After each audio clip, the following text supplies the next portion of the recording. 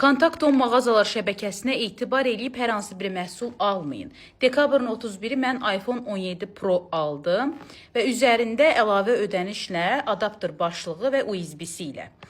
Bir aya yaxındır ki, USB xarab olub. Xarab olan kimi müraciət elədim Kontaktoma, məni servisə yönləndirdilər. Servisdə USB-yə heç bir yoxlanış olmadan bunu götürə bilməyəcəklərini, qəbul edə bilməyəcəklərini dedilər. Daha sonra Kontaktoma yenidən müraciət elədim. Dedilər, aksesuar olduğu üçün biz bunu qəbul edə bilmərik. Mənə maraqlıdır. Niyə məndən bəs buna görə hər ay ödəniş çıxırsınız, hər ay ödəniş alırsınız? Bu sizin məhsulunuz deyil.